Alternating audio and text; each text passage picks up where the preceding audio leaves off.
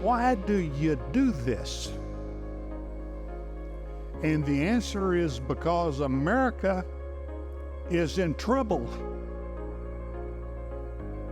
Not because of Democrats, not because of Republicans, but because of me and your moms and dads and guardians who have brought America to believe that no two people who disagree can be right at the same time. The reason that you have been selected to be here is because of your leadership potential. I thought before I came here that I was a good listener, but then I realized after listening to Eric Maddox that I'm always thinking of my own agenda and how I'm going to contribute to the conversation. And after hearing from an interrogator, someone who studies listening for their occupation, I realized that I haven't been doing a good job, and I just need to come to the conversation with no agenda, no goals in mind necessarily, and put myself in their shoes to better communicate. The guy who's speaking about listening was the one who engaged me the most. Usually I find myself engaged with people where we're both shouting at each other at that point. We're both trying to talk over each other. And I say, this guy's just like me.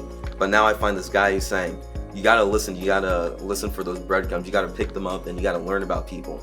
And it was a totally different way of thinking. It caught me by surprise. I was a little shell-shocked, and it just garnered my attention. I really wanted to know more. Back home, people are kind of being judged for their ideas and beliefs because of the culture and stuff. But when I came here, I loved how the ideas were diverse and everyone was able to share their ideas and beliefs without being judged, even though we come from very different backgrounds and cultures and have different beliefs and thoughts. So one thing that I will take home with me is to encourage people not to judge each other for their different ideas and beliefs, and actually still be good friends and have good relationships with each other, even if we're different and even if we disagree. You work for me or I work for you, or whatever the situation is, when you have that moment of connection, both sides are going to try to figure out right now, are you making this about you? Or are you actually seeking to understand where I am at this moment, right now, in this scene in my movie? We're taking this from your perspective, not just mine. It's empowering.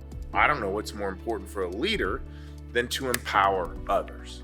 As a mentor and a servant leader, as a mentor, you're going to try to understand their ideas, which are going to be different than yours. And, the real truth is that if you have a great team around you, they're going to come up with better ideas than you can on your own. And they're going to give you different perspectives. They're going to result in more productive outcomes. You're going to come across people who have different ideas than you. You're going to come across people who may disagree with what you think. But you need to come together and also think about what they have to say. Don't just shut them out because you don't agree with them. Unity is so important because, first of all, as a race, we're all one.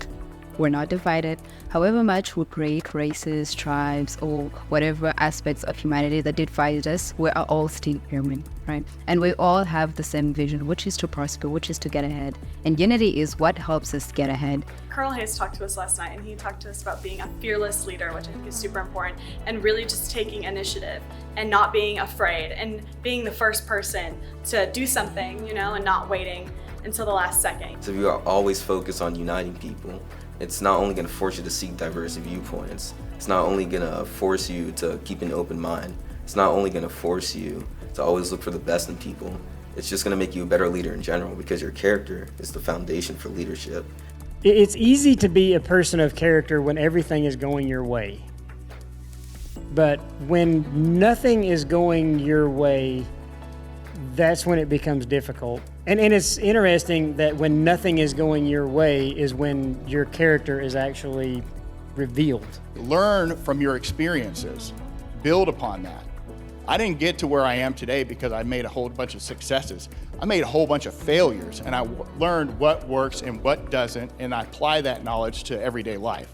So I think when you start to look at questions, look at adversity, you look at challenges from a different perspective, your growth is exponential. I want to tell you that one of the most meaningful things you can do in your life is to travel.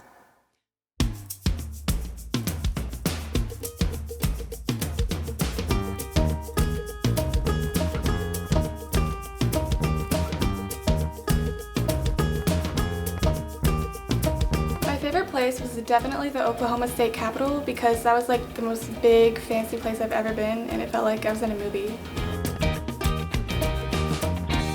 I really enjoy looking at the Capitol and honestly just seeing the history that goes behind Oklahoma, which is somewhere I wouldn't have normally seen before.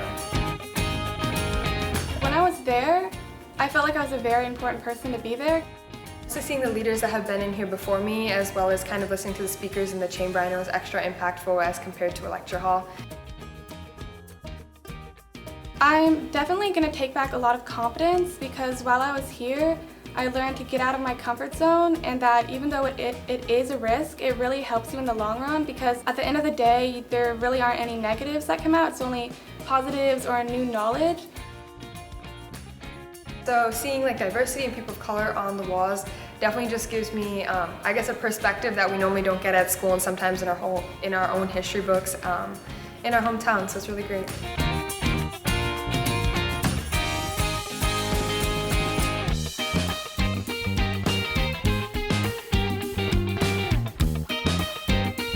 The field trip today was awesome. I learned about General Tommy Franks a lot, and especially how he was a good friend to King Abdullah II. One thing that surprised me today was seeing the picture of the royal family in like middle of nowhere in Oklahoma. Something that specifically stands out, the tribal dancing, it does stand out to me because I come from Georgia and I don't really see much of that. I live in the center of it, so there's not much tradition that goes on within cultures and things like that.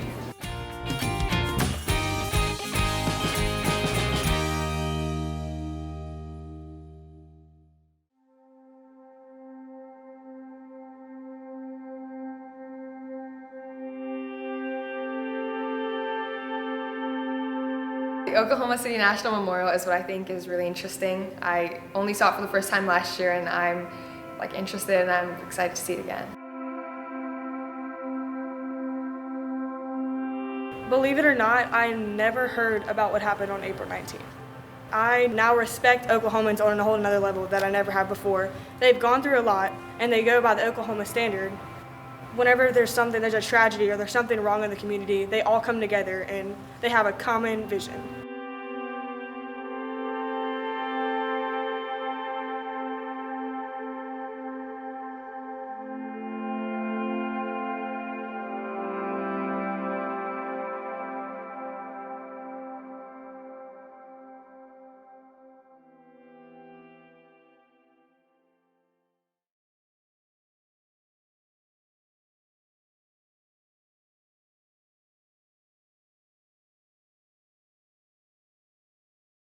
Common vision, caring, character, and communication.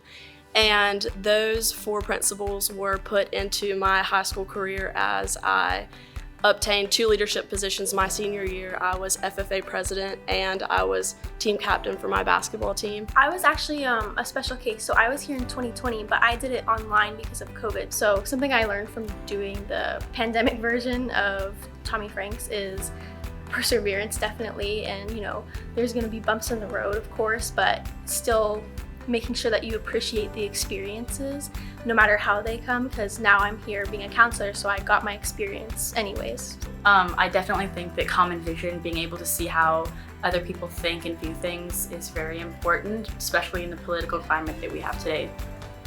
There's so many different ways to approach leadership.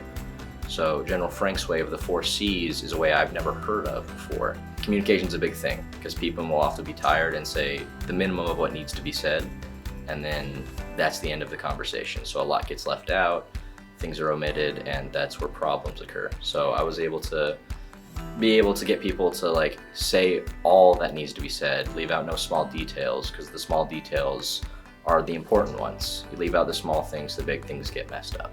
So last year it was super cool because we got to hear from so many different leaders in a lot of different fields, that some of which I didn't even realize existed. And so just seeing how they found opportunities to lead every day, regardless of whether they were put in charge or not. It was really cool to me to see how you can lead from behind, you can lead from in front, and you can lead in so many different ways. So after 4-star leadership, the leadership lessons I learned within the program, I took them back home and I was able to use the public speaking knowledge I learned. I was able to speak in front of all the faculty and staff, and I was able to talk about something called Bloom's Taxonomy, which I used it during my UCU project. They encouraged us to make a project to improve our community, and I was able to do that and actually win the scholarship that was attached to that. I did teen development, where I started multiple service programs and opportunities for kids in my community. I then started it at my high school, and I'm taking it to my college now. Searching for the problem. There's not always going to be an obvious problem or an obvious solution, and finding ways that you yourself can affect that community. We all have different life stories, we all have different layers, and in one way you're able to connect with a different community, different than myself, different than the person next to you. And what I found that 4-star taught me was look for how you yourself can make that effect, and really find your passion in it, find your perspective on it, and see where you can make a change. They should bring more alumni from previous years because it gives everyone a completely different advantage, because you get to learn a lot more different things. Everyone went through different stuff and they can give more advice, and everyone just grows off of that at the program. When you are part of a team, when you have to have a common vision, when you have to work together as one, it's extremely important to understand what you can and what they tell you you can't say. We are taught from a very early age almost to question too much and believe too little. Belief impacts our attitude. And it's our attitude, not our aptitude, that determines our altitude, our success, where we end up.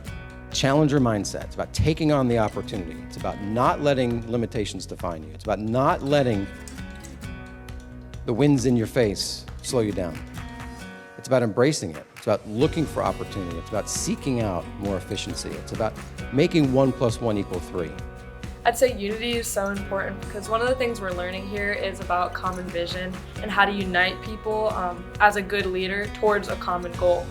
I think being able to unite people is a very important aspect of leadership, because one of the things I learned here in 4-stars is that you should not be aiming to be the best in your team, but rather the best for your team. Listen, care, understand that everyone has a background that causes them to have a perspective. They need to learn from each other and learn to recognize that no one has all the answers, but together we can figure out a better way to make it a better world. Curiosity. Raise your hand, ask questions, be involved, connect with others, listen. Those are attributes that I think can really inspire anyone, particularly as a young student who's looking to forge ahead and to create an identity and to find footing in a new community or to try to make a difference. Humans, we can do really great things when we're challenged. Don't look for the easy road, look for the hard road, because if you want to be great, that hard road is going to pull out the very best part of you. Put in the work, get the results. Okay? You're not going to get anything accomplished sitting on the couch feeling sorry for yourself, having that victimhood mentality. Ooh, life's not fair, tough. You're exactly right, it's not. So what are you gonna do about it? Whatever you do, wherever you go, remember what the mission is. Remember what you have to do to be able to complete it. Remember you are part of the bigger picture, and you will do your part to make the picture stay solid and cohesive. Ain't this a great country? It was, and it is, and it will be tomorrow. But it won't be if we leave it to chance. America's too important to leave it to chance. Now is your turn.